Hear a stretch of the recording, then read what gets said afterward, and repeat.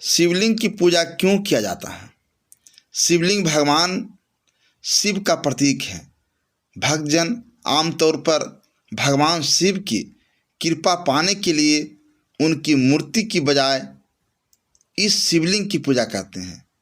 आज हम शिवलिंग के बारे में ही कुछ बात करने जा रहे हैं। आपने जरूर यह देखा और पाया होगा कि भगवान शिव के भक्त आमतौर पर शिव की मूर्ति की नहीं बल्कि शिवलिंग की पूजा करते हैं। तो क्या आपने कभी सोचा है कि भक्त शिव मूर्ति की बजाय शिवलिंग की पूजा क्यों करते हैं? क्या शिव की मूर्ति की बजाय शिवलिंग की पूजा करने से भगवान शिव प्रसन्न होते हैं? शिवलिंग की पूजा का क्या कारण है? सबसे पहले शिवलिंग की पूजा किसने की थी? शिवलिंग कहाँ से आया?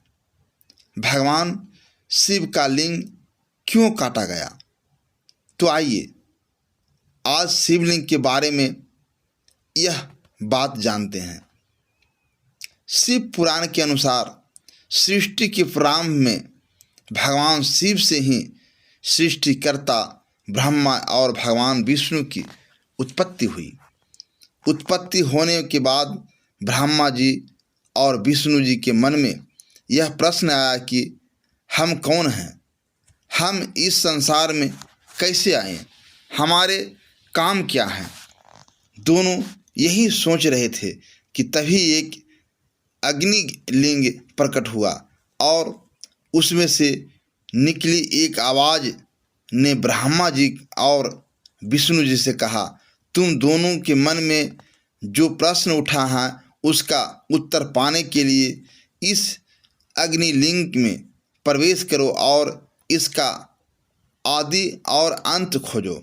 उस आवाज़ को सुनने के बाद ब्रह्मा जी और विष्णु जी दोनों ही अग्निलिंग में प्रवेश कर गए। हजारों वर्षों की खोज के बाद भी ब्रह्मा और विष्णु को अग्निलिंग का कोई आदि या अंत नहीं मिला और न ही वे अग्निलिंग के रहस्य को जान सके। तब भगवान शिव परम ब्रह्मा के रूप में दोनों के सामने प्रकट हुए। भगवान शिव ने ब्रह्मा जी और विष्णु जी को अग्निलिंग के रहस्य के बारे में बताया। ब्रह्मा जी और विष्णु जी दोनों ने अग्निलिंग के रहस्य को जान लिया और उसे प्रणाम किया। तब निराकार अग्निलिंग ने आकार लिया और ज्योतिर्लिंग स्वरूप शिवलिंग बन गया। तब ब्रह्मा जी और विष्णु जी दोनों शिवलिंग की पूजा करने लगे। यही पहला ज्योतिर्लिंग स्वरूप शिवलिंग है जो सृष्टिकर्ता ब्रह्मा और भगवान विष्णु के सामने प्रकट हुआ था और ब्रह्मा जी और भगवान विष्णु शिवलिंग की पूजा करने वाले पहले व्यक्ति हुए। भगवान शिव आदि और अंत के देवता हैं। परमेश्वर भगवान का कोई आकार या रूप नहीं है। परमेश्वर भगवान निराकार हैं। इसलिए भगवान शिव की पूजा शिवलिंग के आकार रूप में की जाती हैं। आध्यात्मिक अर्थ में शिवलिंग हमारे ब्रह्मांड की एक आकृति है। शिवलिंग शिव और शक्ति का एक साक्षात रूप है और मनुष्य और प्रकृति के बीच समानता का प्रतीक है। दूसरे शब्दों में शिवलिंग हमें बताता है कि इस संसार पर अकेले पुरुषों का यह केवल प्रकृति का प्रभुत्व नहीं है। पुरुष और प्रकृति एक दूसरे के पूरक और समान है। लिंग के रूप में केवल निराकार भगवान शिव की पूजा की जाती है। इसलिए निराकार परम ब्रह्मा भगवान शिव रूप धारण करने वाला शिवलिंग है। शिवलिंग में समाया है भगवान शिव और शिव में समाया है सारा ब्रह्मांड। भगवान शिव समस्त ब्रह्मांड के मूल हैं। शिव का अर्थ है परम कल्याणकारी और लिंग का अर्थ है सृजन। वायु पुराण के अनुसार लिंग वह स्थान है जहाँ प्रत्येक महायुग के अंत में संपूर्ण सृष्टि विलीन हो जाती हैं और जहाँ से सृष्टि के समय संपूर्ण सृष्टि प्रकट होती हैं और प्रलय काल में जहाँ संपूर्ण ब्रह्मांड समाहित हो जाता है। इस प्रकार लिंग संपूर्ण ब्रह्मांड के निर्माण, अस्तित्व और विनाश की शक्ति का प्रतीक है। शिवलिंग की पूजा कैसे शुरू हुई, इसके बारे में कई कथाएं हैं। लिंग पुराण के अनुसार अपने पति भगवान शिव के बारे में अपमानजनक बातें सुनकर पिता दक्ष प्रजापति के यज्ञ स्थल पर ही माता सती ने अपनी देह त्याग दी थी। यह वार्ता सुनने के बाद भगवान शिव ने क्रोध होकर दक्ष प्रजापति के यज्ञ को नष्ट कर दिया। उसके बाद पत्नी की मृत्यु के शोक में भगवान शिव चेतनाहीन होकर दिगंबर अवस्था में पृथ्वी पर विचरण करने लगे। भगवान शिव को इस अवस्था में घूमते हुए देखकर कुछ महिलाएं उन पर मोहित हो गईं। स्त्रियों की इस अवस्था को देखकर कुछ ऋषियों ने भगवान शिव को श्राप दे दिया। ऋषियों के श्राप के कारण भगवान शिव का लिंग उनके शरीर से खंडित होकर अलग हो गया। शिव का लिंग खंडित होने से तीनों लोकों में हाहाकार मच गया। ऐसी स्थिति को देखकर सभी देवता सृष्टिकर्ता ब्रह्मा के पास गए और उनसे सृष्टि को बचाने की प्रार्थना की। सब कुछ जानने के बाद ब्रह्मा जी देवताओं और ऋषियों के साथ भगवान शिव के पास गए। ब्रह्मा जी ने भगवान शिव से प्रार्थना की और कहा, हे भगवान, कृपया अपने शरीर से अलग हुए लिंग को फिर से धारण करें, अन्यथा सारा संसार नष्ट हो जाएगा। ब्रह्मा जी की बात सुनकर भगवान शिव ने कहा, हे सृष्टिकर्ता, आज से सभी लोग मेरे लिंग की पूजा करना शुरू कर दे, तभी मैं अपना लिंग फिर से धारण करूँगा। भगवान शिव की बात सुनकर ब्रह्मा जी ने सबसे पहले एक सोने का लिंग बनाया और विधि विधान से उसकी पूजा की। तब देवता और ऋषि भी शिवलिंग की पूजा करने लगे और इस तरह संसार में शिवलिंग की पूजा शुरू हुई। एक अन्य कथा के अनुसार भगवान शिव ने संसार के कल्याण के लिए समुद्र मंथन से निकले हलाहल विष को पी लिया था। विष पीने से शिव जी का कंठ नीला पड़ गया और उनका पूरा शरीर जलने लगा। तब देवताओं ने शिव के शरीर को जलन से मुक्त करने के लिए शिवलिंग पर जल डालना शुरू किया। इससे भगवान शिव के शरीर की पीड़ा दूर हुई। इस घटना के बाद भगवान शिव के प्रतीक के रूप में शिवलिंग की पूजा शुरू हुई।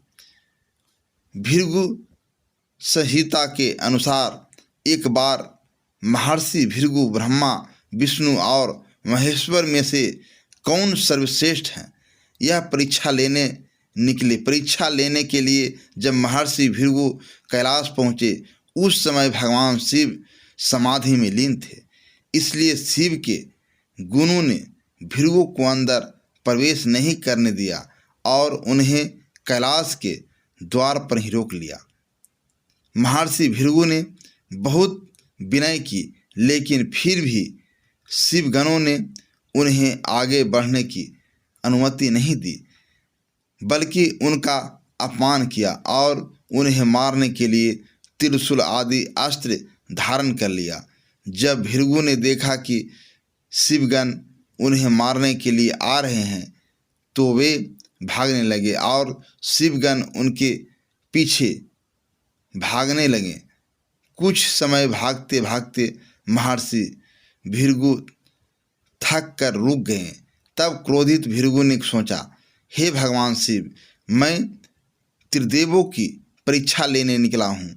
इसी परीक्षा के अंतर्गत आज मैं कैलाश पर आपकी परीक्षा लेने आया हूँ, परंतु आपके गणों ने मेरे साथ दुर्व्यवहार किया है और आपने भी मुझे बचाने के लिए आगे नहीं आए। इसलिए आज मैं आपको श्राप देता हूँ कि कल युग में कोई आपकी पूजा नहीं करेगा।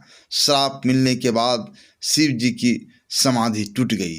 तब भगवान शिव भृगु के सामने प्रकट हुए और कहा, हे महर्षि भृगु, आपने मुझे जो श्राप दिया है उसे वापस ले लीजिए। इस सृष्टि के निर्माण और संचालन में मेरी भी भूमिका है। यदि आप मुझे ही इस सृष्टि से निकाल देंगे तो इस सृष्टि में कुछ भी शेष नहीं रहेगा। अगर मैं निर्माण कर सकता हूँ तो विनाश भी कर सकता हूँ। भगवान शिव की बात सुनकर ऋषि भृगु ने कुछ देर सोचा और महसूस किया कि भगवान शिव सही हैं। तब भृगु का क्रोध शांत हुआ। भृगु ने कहा, हे भगवान, आप जानते हैं कि एक बार दिया गया श्राप वापस नहीं लिया जा सकता, इसलिए मैंने जो श्राप दिया है उसे मैं भी वापस नहीं ले सकता। लेकिन मैंने अपना श्राप बदल दिया है। कलयुग में आपकी पूजा होगी, लेकिन आपके भौतिक रूप में नहीं होगी। कलयुग में केवल आपके ब्रह्मांड रूपी लिंग रूप की ही पूजा होगी। महर्षि भृगु द्वारा दिए गए इस श्राप के कारण ही कलयुग में भगवान शिव के भौतिक रूप के बजाय शिवलिंग पूजा की शुरुआत हुई। कलयुग में भक्त यदि विधि विधान से शिवलिंग की पूजा करते हैं तो भगवान शिव की कृपा से कई लाभ मिलते हैं। यदि आप शिवलिंग की पूजा भक्ति से करते हैं तो विवाह योग कन्याओं को योग वर प्राप्त होता है। निसंतान दंपतियों को संतान प्राप्ति होती है। धन ज्ञान या और मोक्ष की प्राप्ति होती है। जिस स्थान पर शिवलिंग की पूजा की जाती है वह स्थान तीर्थ स्थल बन जाता है। शिवलिंग विभिन्न प्रकार के होते हैं। हालांकि पूरे भारत में केवल 12 ज्योतिर्लिंग हैं। यह 12 ज्योतिर्लिंग मनुष्य द्वारा निर्मित नहीं है। मान्यता है कि ये ज्योतिर्लिंग स्वयं ही प्रकट हुए थे। मित्रों, हमें उम्मीद है कि आज की कहानी आपको जरूर पसंद आई होगी। अगर आपको यह आध्यात्मिक और शास्त्र आधारित कहानी पसंद आई हो तो एसपी हिंदी कहानी चैनल को जरूर सब्सक्राइब करें, वीडियो को लाइक करें, कमेंट करके बताइए कि आपको शिवलिंग से जुड़ी कौन सी कथा सबसे ज़्यादा पसंद आई। और इस कहानी को अपने दोस्तों और परिवार के साथ शेयर जरूर करें ताकि धर्म और ज्ञान का प्रकाश सब तक पहुँचे। मित्रों, फिर मिलेंगे एक नई कथा के साथ। आज के लिए विदा लेता हूँ। धन्यवाद। जय श्री कृष्ण।